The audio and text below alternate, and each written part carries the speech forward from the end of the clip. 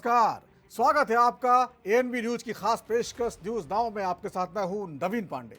News now में आज सबसे पहले बात देश भर में चल रहे भारी बारिश के कहर के बारे में, वहीं दूसरे सेगमेंट में बात करेंगे कोलकाता में चल रहे जोरदार प्रदर्शन की, जिसपे हम आपको बताएंगे आखिर क्या वजह रही बीजेपी के बंगाल बंद के बाद कांग्रेस सड़क पर उतर आई। और आखिर में बात खेल जगत की। आज खेल दिवस है, जिसमें हम बात करेंगे हॉकी के जादूगर मेजर ध्यानचंद के बारे में। तो चलिए बिना किसी देरी के शुरू करते हैं न्यूज़ नाउ। देश के कई हिस्सों में इन दिनों मूसलाधार बारिश ने कहर बरपाया हुआ है। दिल्ली में बाढ़ जैसे हालात आ गए हैं, तो गुजरात का बहुत बुरा हाल है।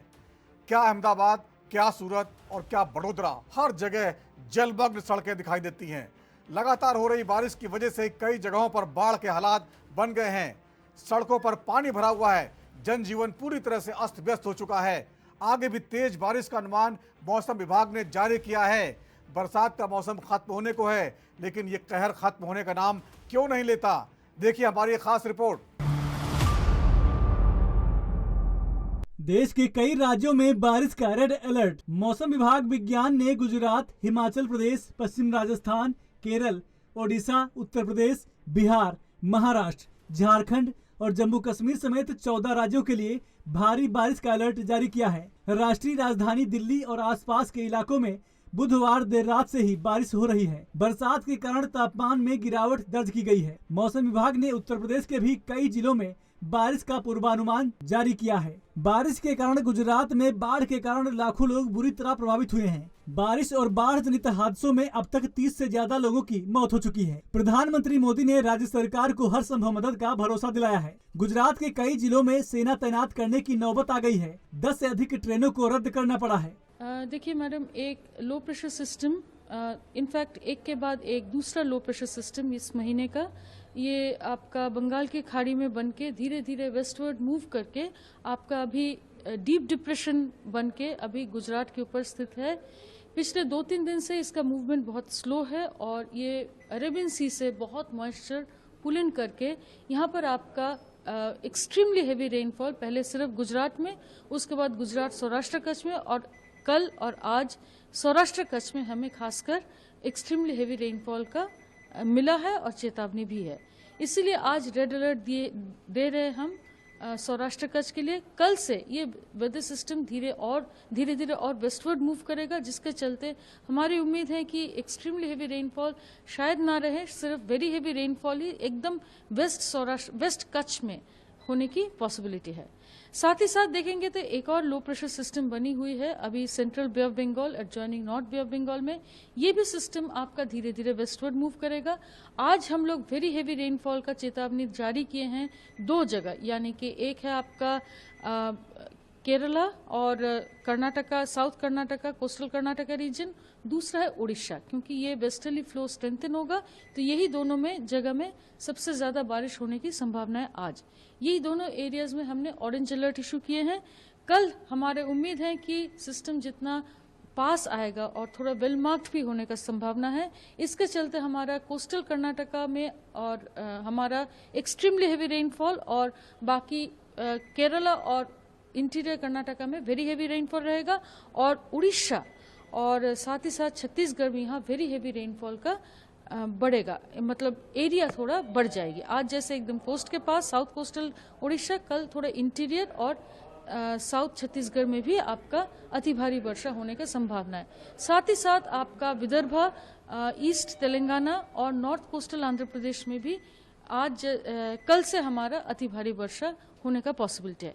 यही सिस्टम जितना वेस्टवर्ड मूव करेगा, उसके चलते हमारा तेलंगाना आगे तेलंगाना, विदर्भा और फिर उससे आगे आपका महाराष्ट्र और गुजरात और कोंकण, इन सभी इलाके में आपका वेरी हेवी रेनफॉल दोबारा डे 4, डे 5 यानी कि 1 और 2 तारीख को होने की संभावना है। बारिश की वजह से बाढ़ के हालात। गुजरात और दिल्ली के कुछ हिस्सों में लगातार बारिश की वजह से बाढ़ जैसी स्थिति बनी हुई है। वहीं वडोदरा में लगातार भारी बारिश के बाद शहर में जगह जगह जलभराव हो गया है। वडोदरा में कीर्ति मंदिर सरकारी क्वार्टर में रेस्क्यू ऑपरेशन जारी है। भारी बारिश की वजह से बाढ़ जैसी स्थिति में कई लोग फंसे हुए हैं। बारिश से संबंधित घटनाओं में 19 और लोगों की मौत हो गई, जिससे 3 दिन में मरने वालों की तादाद बढ़कर 30 से अधिक हो गई है।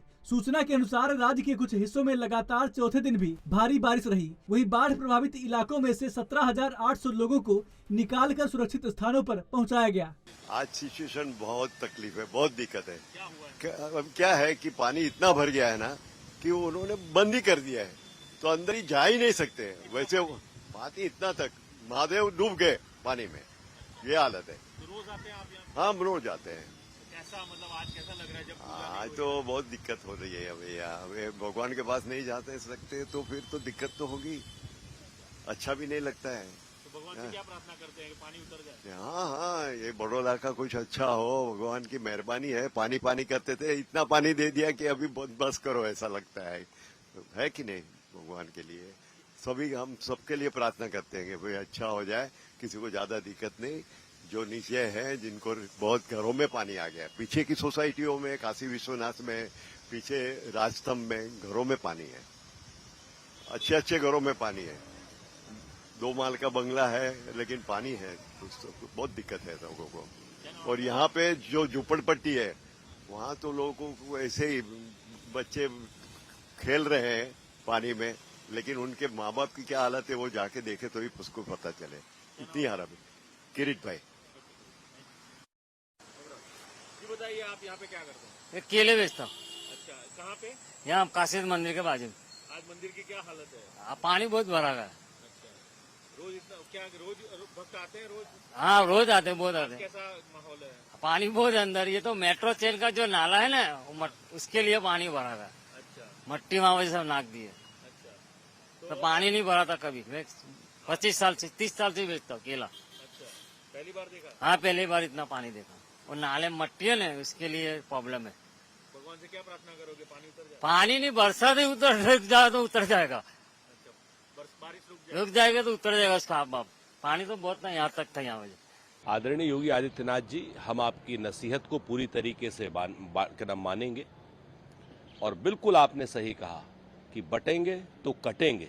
जैसे भारतीय जनता पार्टी अभी तक पूरे हिंदुस्तान को हिंदू मुसलमान के नाम पर, अगड़े पिछड़े के नाम पर, ठाकुर ब्राह्मण के नाम पर, दलित पिछड़े के नाम पर जो बांटती आई है और राज करती आई है, फूट डालो राज करो वाली नीति जो अंग्रेजों वाली भारतीय जनता पार्टी की है, अब नहीं होगी।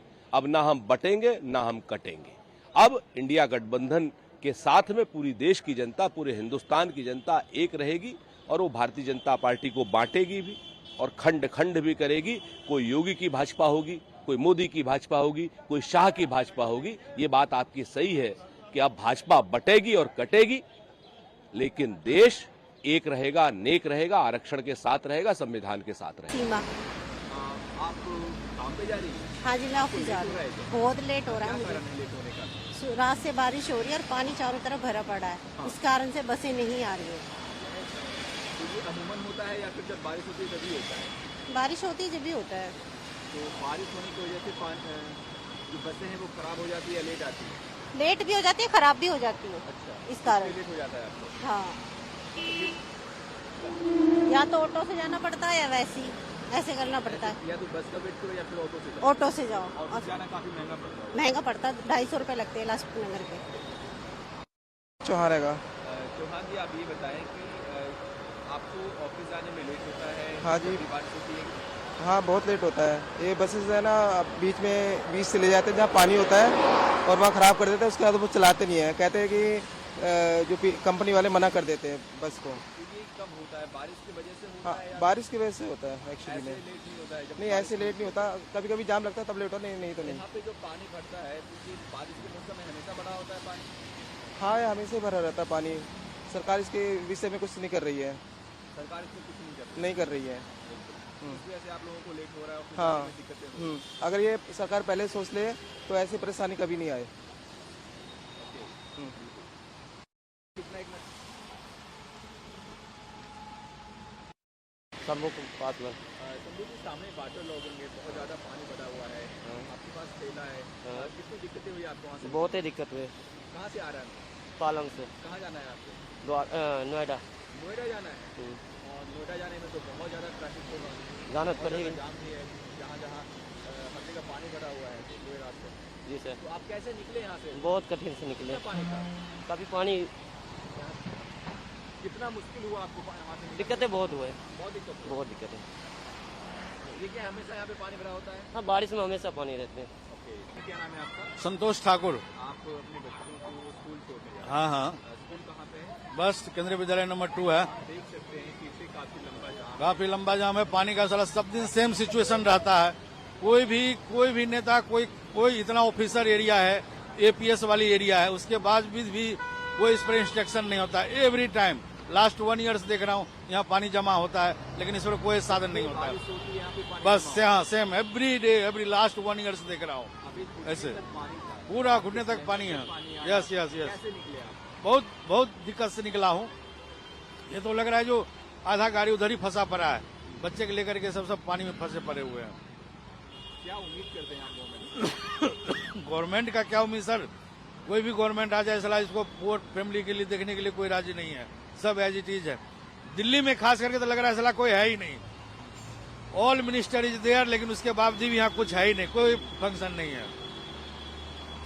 ठीक है, थैंक यू। बड़ोदरा में रिहायशी इलाकों में पहुंचा पानी। एक पुलिस अधिकारी ने बताया कि जान गंवाने वालों में से 7 लोग शामिल हैं, जो रविवार को मोरबी जिले के हलवद तालुका के धौना गांव के पास एक पुल को पार करते समय एक ट्रैक्टर ट्रॉली के बह जाने के बाद लापता हो गए थे। इस पुल से होकर पानी बह रहा था। उनके शव बरामद कर लिए गए हैं। बड़ोदरा में बारिश थमने के बावजूद शहर से होकर बहने वाली विश्वामित्र नदी का पानी खतरे के निशान को पार कर रिहायशी इलाकों में घुस गया, जिसकी वजह से निचले इलाकों में जल जमाव हो गया और इमारतें, सड़कें और वाहन पानी में डूब गए। पीएम नरेंद्र मोदी ने की सीएम भूपेंद्र पटेल से फोन पर बातचीत। गुजरात के कई हिस्सों में बाढ़ जैसे हालात के बीच प्रधानमंत्री नरेंद्र मोदी ने मुख्यमंत्री भूपेंद्र पटेल से फोन पर बातचीत करके स्थिति का जायजा लिया और इस संकट से निपटने के लिए राज्य को केंद्र की ओर से हर संभव सहायता का आश्वासन दिया। बुधवार को सौराष्ट्र क्षेत्र के देवभूमि, द्वारका, जामनगर, राजकोट और पोरबंदर जैसे जिलों में शाम 6 बजे तक 12 घंटे की अवधि में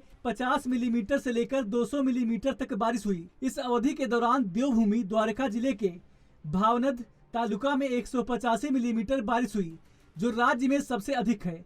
आईएमडी ने सौराष्ट्र जिले के अलग अलग हिस्सों में अत्यधिक भारी बारिश का अनुमान जताया है। रेस्क्यू ऑपरेशन में जुटी एनडीआरएफ, एसडीआरएफ अधिकारियों ने बताया कि बड़ोदरा शहर में घरों और छतों में फंसे लोगों को एनडीआरएफ, एसडीआरएफ और सेना की 3 टुकड़ियों ने मिलकर सुरक्षित स्थानों पर पहुंचाया। मंत्री ऋषिकेश पटेल ने मीडिया कर्मियों को बताया कि बड़ोदरा में अब तक 5000 से अधिक लोगों को निकाला गया और 1200 अन्य लोगों को बचाया गया। बड़ोदरा में सेना की 3 अतिरिक्त टुकड़ियां और एनडीआरएफ और एसडीआरएफ की 1 टुकड़ियां तैनात की गई हैं। बड़ोदरा शहर में सफाई उपकरण किए जाए तैनात। मुख्यमंत्री भूपेंद्र पटेल ने अधिकारियों को निर्देश दिया कि बाढ़ का पानी कम होते ही बड़ोदरा शहर में सफाई उपकरण तैनात किए जाएं और कीटाणुनाशक का छिड़काव किया जाए। उन्होंने निर्देश दिया कि इस उद्देश्य के लिए अहमदाबाद और सूरत के नगर निगमों को भरूच और आणंद की नगर पालिकाओं से टीमों को वडोदरा में तैनात किया जाए। मुख्यमंत्री ने वडोदरा में बचाव और राहत कार्यों में प्रशासन की सहायता के लिए एनडीआरएफ की 5 अतिरिक्त टीमों और सेना की 4 टुकड़ियों को तैनात करने का आदेश दिया। उन्होंने कहा कि अहमदाबाद और सूरत से बाढ़ प्रभावित शहर में अतिरिक्त बचाव नौकाएं भी भेजी जानी चाहिए। सुरक्षित जगहों पर पहुंचाए जा रहे लोग। अधिकारियों ने कहा कि एनडीआरएफ और एसडीआरएफ के अलावा सेना, भारतीय वायुसेना और तटरक्षक बारिश से तबाह हुए इलाकों में बचाव और राहत अभियान चला रहे हैं, जिसमें अब तक करीब 17,800 लोगों को सुरक्षित स्थानों पर स्थानांतरित किया गया है और 2,000 लोगों को बचाया गया है। पिछले 3 दिनों में बारिश से जुड़ी घटनाओं में 26 लोगों की मौत हो चुकी है। ये मौतें राजकोट, आणंद, महिसागर, खेड़ा, अहमदाबाद, मोरबी, जूनागढ़ और भरूच जिलों से हुई हैं। मानसून इस समय देश भर में काफी मेहरबान है। जम्मू कश्मीर, हिमाचल प्रदेश से लेकर उत्तराखंड तक सभी पहाड़ी राज्यों में आफत की बारिश हो रही है। वहीं दिल्ली, गुजरात से लेकर राजस्थान तक बारिश की वजह से बाढ़ जैसे हालात बन गए हैं। इन दोनों राज्यों में काफी बड़े इलाके में पानी भर गया है। गुजरात में तो 7 लोगों की इस बाढ़ और बारिश की वजह से जान भी जा चुकी है। भारत मौसम विज्ञान विभाग ने अगले 2 दिनों तक गुजरात में भारी बारिश का अलर्ट जारी किया है। Special report NV news. Kolkata के आरजी कार मेडिकल कॉलेज की ट्रेनी डॉक्टर से रेप के बाद हत्या को लेकर पूरे देश में बवाल मचा हुआ है। इस घटना के विरोध में मुख्यमंत्री ममता बनर्जी के इस्तीफे की मांग को लेकर बड़ी संख्या में छात्र सड़कों पर हैं। इस प्रदर्शन को नवन्ना अभियान नाम दिया गया है। एक तरफ छात्रों का प्रदर्शन जारी है तो वहीं दूसरी ओर बीजेपी के बंगाल बंद के बाद कांग्रेस भी अब सड़क पर उतर आई है। कांग्रेस ने बंगाल बंद में बीजेपी के ऊपर कई जगह आरोप लगाए हैं। देखिए हमारी खास रिपोर्ट। बंगाल में बस और ट्रेन सेवा प्रभावित। सुबह से ही बंद के आह्वान के कारण पश्चिम बंगाल में बसें और ट्रेन सेवाएं प्रभावित रही। इंडिगो, विस्तारा और स्पाइस जेट समेत प्रमुख एयरलाइनों ने शहर की खराब परिवहन व्यवस्था के कारण उड़ान बाधित होने की चेतावनी जारी की।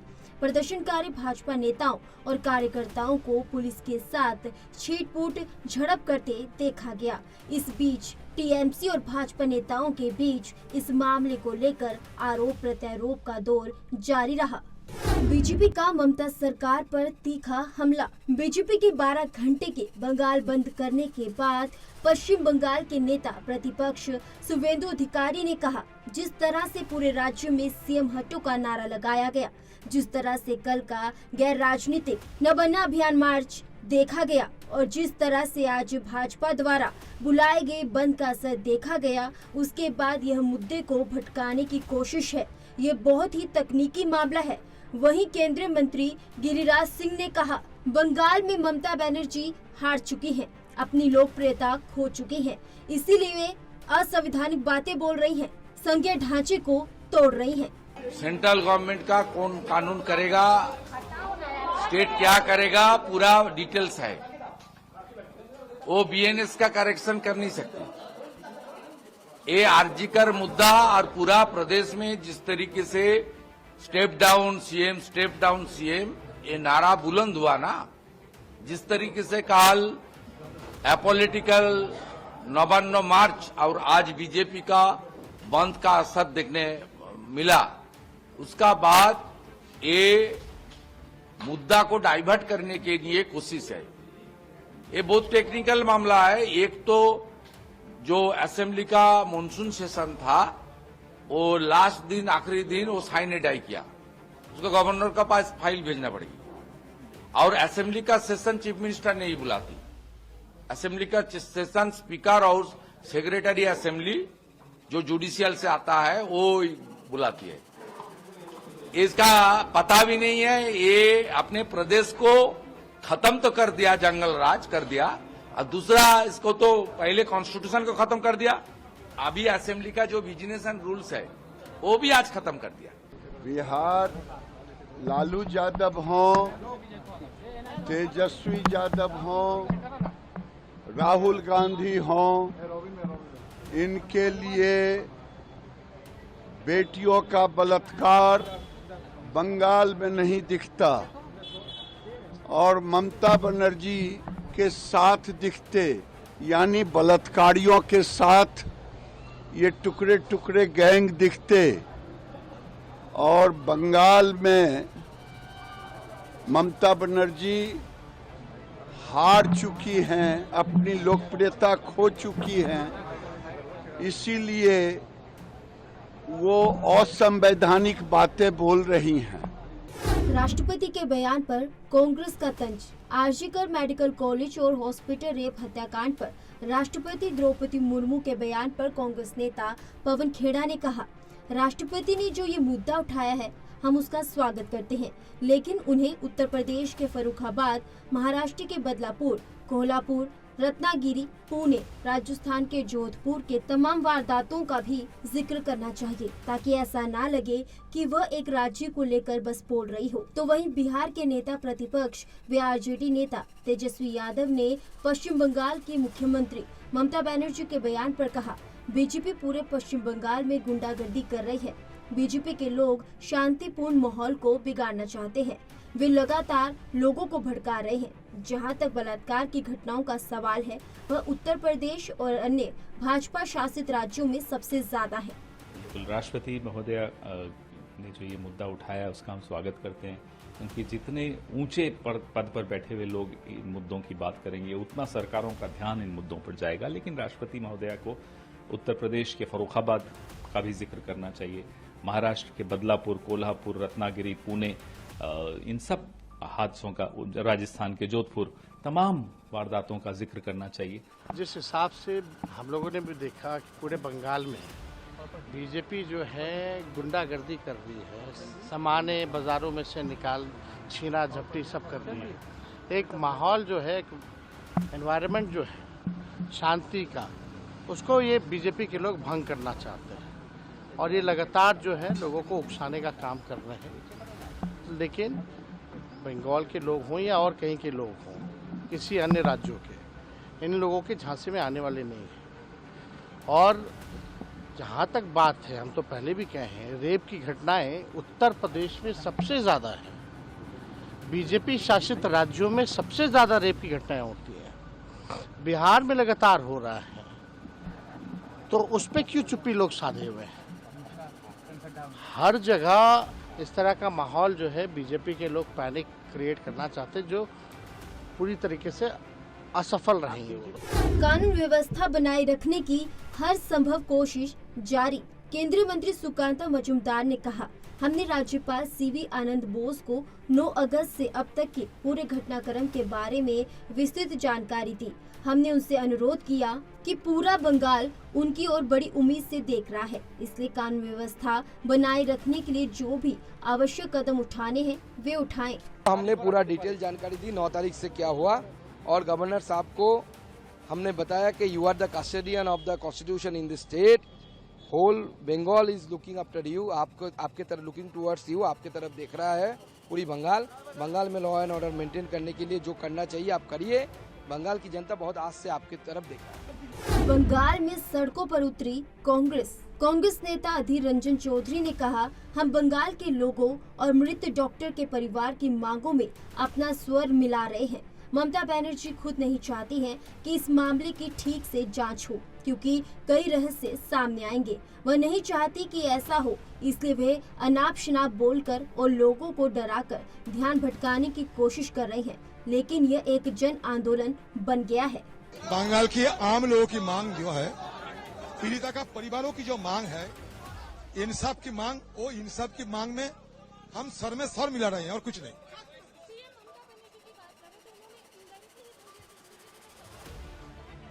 ममता बनर्जी खुद ये नहीं चाहते कि इसका सही ढंग से तफ्तीश हो, बहुत सारे राज खुल जाएगी ना, वो नहीं चाहती, इसलिए अनाप शनाप बोलते हैं, लोगों को डराने की कोशिश कर रहे हैं, लोगों को गुमराह करने की कोशिश कर रहे हैं और आम लोगों की निगाह भटकने की कोशिश कर रही है।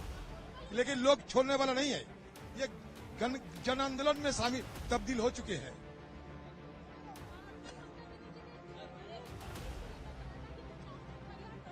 डराने की कोशिश कर रहे डराने की कोशिश कर रहे हैं, लेकिन जब पता चली कि आम लोग बेखौफ है, डरते नहीं, तब तो उन्होंने बयान को पलटू मारने की कोशिश कर रहे हैं, बयान को घुमा फिराने के, लोगों को समझाने की कोशिश कर रहे हैं, क्योंकि लोग डरते नहीं उनसे। वो सोचते हैं कि उनके हाथ में बहुत सारे गुंडे गर्दे हैं, कुछ करेंगे, दहशतगर्द फैलाएंगे, लेकिन लोग डरने वाला नहीं है। कोलकाता के आरजीकर मेडिकल कॉलेज की ट्रेनी डॉक्टर से रेप और हत्या के बाद बंगाल में एक तरफ छात्रों का प्रदर्शन जारी है, तो वहीं दूसरी तरफ बीजेपी के बंगाल बंद के बाद कांग्रेस नेता भी सड़कों पर उतर गए हैं। इसके साथ ही बीजेपी लगातार ममता सरकार पर हमलावर है, तो वहीं कांग्रेस सरकार लगातार बीजेपी पर बंगाल में हिंसा करवाने और जनता को भड़काने का आरोप लगा रही है। अब देखना ये रहेगा कि क्या बंगाल सरकार इस मुद्दे को जल्द सुलझा पाएगी। Special desk ANB news. साल 2012 से हर साल 29 अगस्त का दिन राष्ट्रीय खेल दिवस के तौर पर मनाया जा रहा है। दरअसल इसी दिन दिग्गज खिलाड़ी ध्यानचंद का जन्म हुआ था। मेजर ध्यानचंद को हॉकी का जादूगर कहा जाता है। अपने 22 साल के करियर में 400 से ज्यादा गोल करने वाले महान खिलाड़ी को याद करने के मकसद से भारत सरकार ने 2012 से इनकी जन्मतिथि पर राष्ट्रीय खेल दिवस मनाने की घोषणा की थी। आइए इस खास मौके पर जानते हैं खेल दिवस जुड़े कुछ खास किस्सों के बारे में। देखिए हमारी खास रिपोर्ट।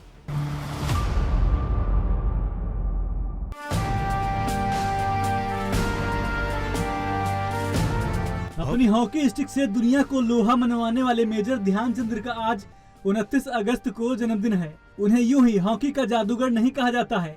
लगातार 3 ओलंपिक में भारत को हॉकी का स्वर्ण पदक, अंतर्राष्ट्रीय करियर में 400 से अधिक गोल दागने वाले मेजर ध्यानचंद के जीवटता का हर कोई कायल रहा। इसके अलावा और भी बहुत कुछ है जिसे आज लोग आने वाली पीढ़ी को बताते नहीं थकते। आखिर क्यों कहा जाता था मेजर ध्यानचंद को हॉकी का जादूगर? मेजर ध्यानचंद को उनके शानदार स्टिक वर्क और बॉल कंट्रोल की वजह से हॉकी का जादूगर कहा जाता था। उन्होंने अपना अंतिम अंतर्राष्ट्रीय मैच 1948 में खेला। उन्होंने अपने अंतर्राष्ट्रीय करियर के दौरान 400 से अधिक गोल किए। हॉकी जादूगर ध्यानचंद की आत्मकथा गोल 1952 में प्रकाशित हुई। भारत सरकार ने मेजर ध्यानचंद को 1956 में देश के तीसरे सर्वोच्च नागरिक सम्मान पद्म भूषण से सम्मानित किया। मेजर ध्यानचंद के नाम से कई कहानियां। हॉकी जादूगर ध्यानचंद के नाम से कई खास कहानियां जुड़ी हैं। जब हिटलर ने जर्मनी के खिलाफ ध्यानचंद का जादुई खेल देखा तो उसने उन्हें जर्मनी में बसने की पेशकश की और अपनी सेना में कर्नल का पद देने की पेशकश की। लेकिन ध्यानचंद ने मुस्कुराते हुए कहा कि मैं अपने देश भारत में बहुत खुश हूँ और उस प्रस्ताव को अस्वीकार कर दिया। एक बार मैच खेलते समय उनके साथ ऐसा भी हुआ। एक बार मैच खेलते समय मेजर ध्यानचंद विपक्षी टीम के खिलाफ एक भी गोल नहीं कर पाए। कई बार असफल होने के बाद उन्होंने मैच रेफरी से गोल पोस्ट की माप के बारे में शिकायत की और आश्चर्यजनक रूप से पाया गया कि गोल पोस्ट की आधिकारिक चौड़ाई अंतर्राष्ट्रीय नियमों के अनुसार नहीं थी। हॉकी के खेल इतिहास में ऐसा पहले कभी नहीं हुआ था। ध्यानचंद की शिकायत पर जब गोल पोस्ट को नापा गया तो नियमों के मुताबिक गोल पोस्ट छोटा था। डॉन ब्रैडमैन ने कहा था वह हॉकी में वैसे गोल करते हैं जैसे क्रिकेट में रन बनाए जाते हैं। क्रिकेट के महान खिलाड़ी डॉन ब्रैडमैन और महानतम हॉकी खिलाड़ी मेजर ध्यानचंद की मुलाकात ऑस्ट्रेलिया के शहर एडिलेड में हुई थी। ध्यानचंद का खेल देखने के बाद डॉन ब्रैडमैन ने कहा था वह हॉकी में उसी तरह गोल करते हैं जैसे क्रिकेट में रन बनाए जाते हैं। जब ठुकराया था हिटलर का प्रस्ताव। कहानी साल 1936 में हुए बर्लिन ओलंपिक की है। जर्मनी के खिलाफ खेले गए हॉकी के मुकाबले में भारत ने उस पर 8-1 से बेहतरीन जीत दर्ज की थी। मैच में मेजर ध्यानचंद के खेल से जर्मनी का तानाशाह एडोल्फ हिटलर भी मुरीद हो गया था। मैच के बाद हिटलर ने मेजर ध्यानचंद से मुलाकात की और उन्हें अपनी सेना में बड़े पद का प्रस्ताव दिया। हालांकि उन्होंने बड़ी ही विनम्रता के साथ हिटलर के इस ऑफर को ठुकरा दिया। उन्होंने इस कदम से पूरी दुनिया में तारीफें बटोरी थी। ध्यानचंद की न सुनते ही हिटलर चुपचाप वहां से चला गया। यह मुलाकात भले ही चंद मिनटों की थी, लेकिन इस मुलाकात ने दिखा दिया कि ध्यानचंद के लिए अपने देश से बड़ा कोई ओहदा नहीं था। प्रधानमंत्री मोदी ने श्रद्धांजलि की अर्पित। खेल दिवस के इस अवसर पर प्रधानमंत्री मोदी ने उन्हें श्रद्धांजलि अर्पित की। पीएम मोदी ने लिखा, राष्ट्रीय खेल दिवस पर बधाई। आज हम मेजर ध्यानचंद जी को श्रद्धांजलि अर्पित करते हैं। यह उन सभी लोगों को बधाई देने का अवसर है जो खेलों के प्रति जुनूनी हैं और जिन्होंने भारत के लिए खेला है। हमारी सरकार खेलों को बढ़ावा देने और यह सुनिश्चित करने के लिए प्रतिबद्ध है कि अधिक से अधिक युवा खेल सकें और चमक सकें। केंद्रीय खेल मंत्री ने पुष्पांजलि की अर्पित। खेल दिवस के इस मौके पर युवा मामले एवं खेल मंत्री डॉक्टर मनसुख मंडाविया ने नई दिल्ली के मेजर ध्यानचंद राष्ट्रीय स्टेडियम में हॉकी के जादूगर मेजर ध्यानचंद को पुष्पांजलि अर्पित की। इस अवसर पर केंद्रीय मंत्री डॉक्टर मंडाविया ने पत्रकारों से कहा कि देश के नागरिकों को फिट और स्वस्थ रहना चाहिए। उन्होंने इस बात पर जोर दिया कि एक स्वस्थ नागरिक एक स्वस्थ समाज का निर्माण करता है और एक स्वस्थ समाज एक समृद्ध देश का निर्माण करता है। आज राष्ट्रीय खेल दिन के अवसर पर हमने मेजर ध्यानचंद जी को पुष्पांजलि अर्पित की। आज उसकी जन्म जयंती है और मेजर ध्यानचंद जी की जन्म जयंती को हम राष्ट्रीय खेल दिन के रूप में मना रहे हैं। मोदी जी ने सही कहा है कि जो खेलेंगे वो खिलेंगे।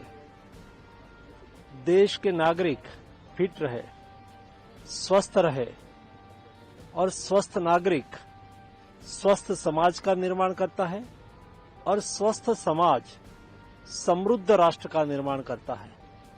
यानी कि 2047 में विकसित भारत बनाने के लिए देश के हर नागरिक स्वस्थ रहे, उसके लिए हर नागरिक फिट रहना आवश्यक है और फिट रहने के लिए खेलना आवश्यक है। इसलिए हर कोई देश के नागरिक अपने व्यस्त समय में से दिन में 1 घंटा निकाल के अपनी रुचि की कोई न कोई गेम्स खेले और फिट रहे। मैं भी आज राष्ट्रीय खेल दिन के अवसर पर 1 घंटे के लिए मेरी रुचि की गेम्स फुटबॉल खेलूंगा। राष्ट्रीय खेल दिवस पर हर साल भारत के राष्ट्रपति उन खिलाड़ियों और कोचों को सम्मानित करने के लिए खेल से जुड़े सभी पुरस्कार जैसे अर्जुन पुरस्कार, द्रोणाचार्य पुरस्कार और राजीव गांधी खेल रत्न पुरस्कार देते हैं, जिन्होंने अपने अपने खेल में देश को गौरवान्वित किया है।